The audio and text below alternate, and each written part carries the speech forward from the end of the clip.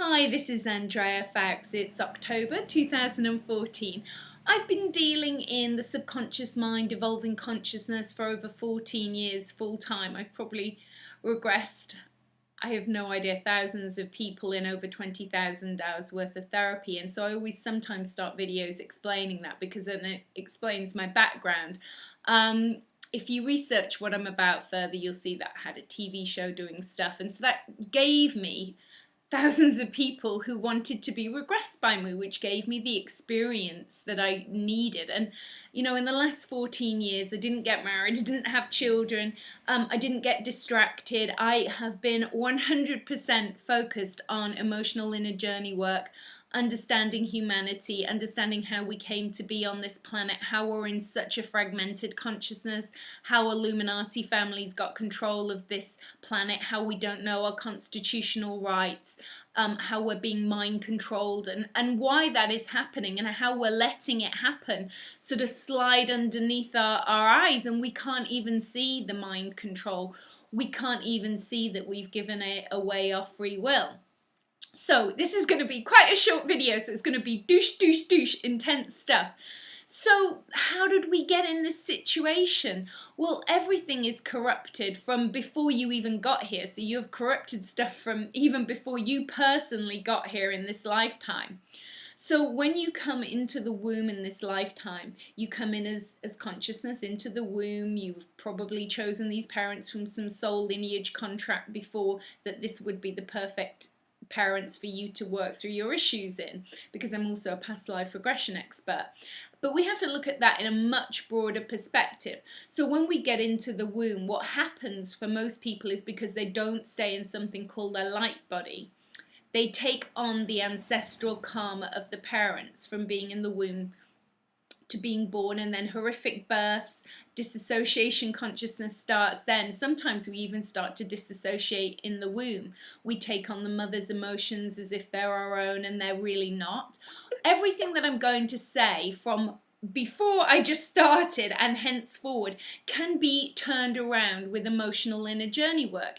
Everything can be healed from the trauma of circumcision, which creates trust issues, emotional intimacy issues, anger issues. It creates soul fragmentation. So many things create soul fragmentation. Every trauma that you've experienced, whether it be physical or emotional, has the potential to create emotional trauma. When you create emotional trauma, an aspect of your soul leaves your body. So when people say they have multiple personality disorder, most people don't have multiple disorder. What they have is entities attached, earthbound spirits attached, who are hanging in the ether and looking for somewhere to be, and they'll come and attach to you. They could also be other dimensional entities created as thought forms in other timelines. Thousands of years ago, we, manifested up deities, Lucifer, Satan, through religious beliefs. They were thought form deities that we've given physicality to by our collective consciousness. We have conjured up these deities, and we've also conjured up other deities from other timelines. Some of them exist, some of them are the power of our thought forms, but they've manifested as a reality now. So bearing all that in mind, okay, when aspects of your soul leave your body, be it fragmented inner child, which means from being in the womb to present day, events that happen that traumatize you as a child or even as an adult, although we still call it inner child, they have to go somewhere. So they leave your physical body, they get compartmentalized, they're in your energy field. They're somewhere, but they're not integrated in the totality of your body. You're leaving your body. Aspects of your soul are leaving your body. So when you leave your body, you leave a vacancy for something else to come in. Now, back in the day, the people who control the planet, they knew that. If you create disassociation consciousness in humanity, you create an opportunity to mind control the people. And most people on this planet are in some form of mind control. They know how to mind control people. They know that you need to traumatize them. You need to create world wars to create fear. Because when you create fear in people, you create control of the masses. It's basically, if I can control how much fear I can put in people or take out of people. I have the power on the planet. I have the power to control the people. And in this planet, a lot of people are controlled by money, and now we're using the Ebola virus, all this crazy stuff to control the people. But, I can spout this stuff, but you have to do a lot of research yourself to understand how you got put in this situation. You need to learn the constitutional law. You need to learn about the history of humanity, not the fake history, but the true history of humanity, not the history they want you to know. You have to go beyond that fake baloney pony history and educate yourselves. You have to do the emotional inner journey work. If you have an addiction to gambling, pornography, lying, deceit, denial of self, any aspects that are in your psyche that are murky, then you have dissociative consciousness. There are aspects of you may appear to be like multiple personalities, but they're probably entities.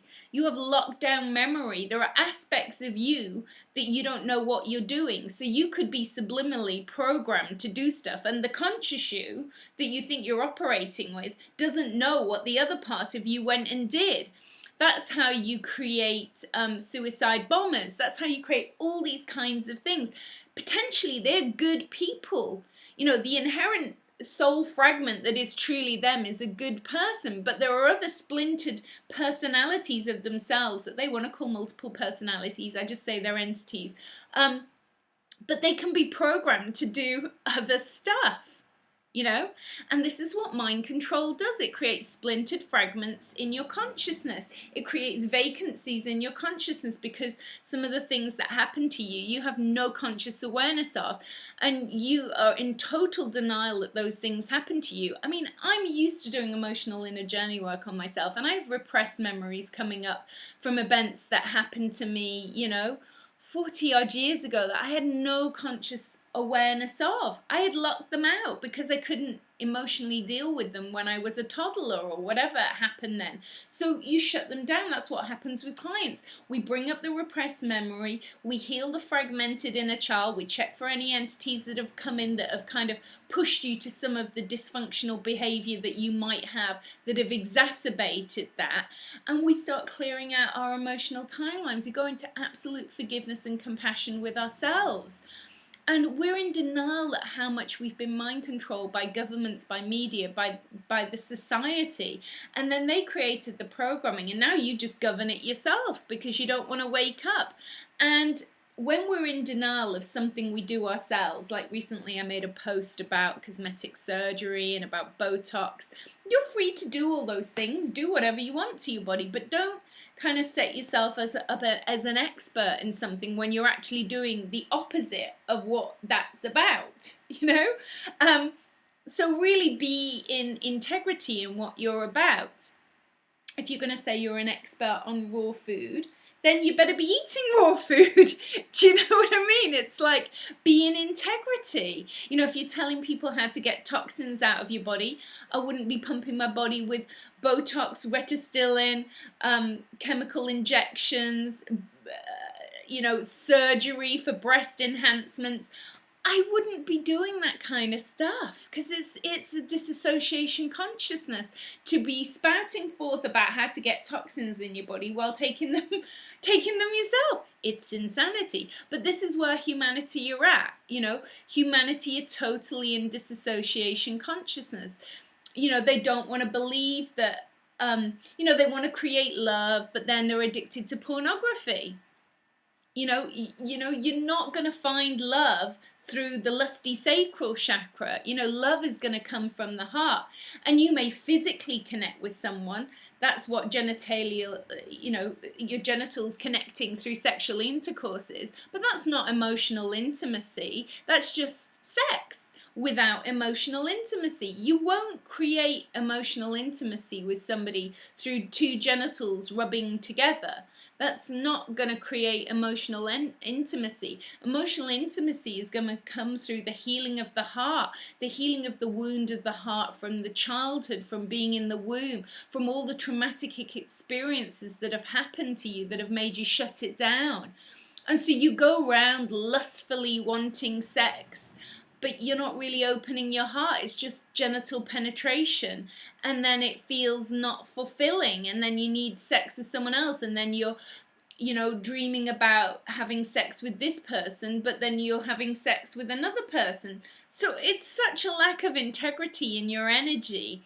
And then we have people who kind of really bang on about tantra, and then there's fake tantra and there's genuine from the heart tantra, but most people use tantra as a form of just condoning polyamory, because they don't want to really open their hearts further, so they don't really want to commit to one person, so they then drift into the polyamory phase of life. And polyamory in general is usually males with multiple partners, and the women are usually faithful to the main honcho. Occasionally you do have the other way round, but again, this is because we don't want to create emotional intimacy with one person. So rather than create that deep intimacy, we go into polyamorous relationships as a denial of ourselves, because we don't want to heal the wounding in ourselves.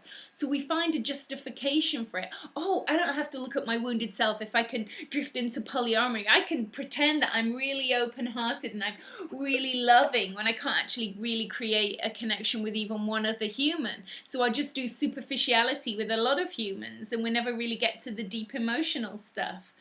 It's all denial of self. It's deep denial of self.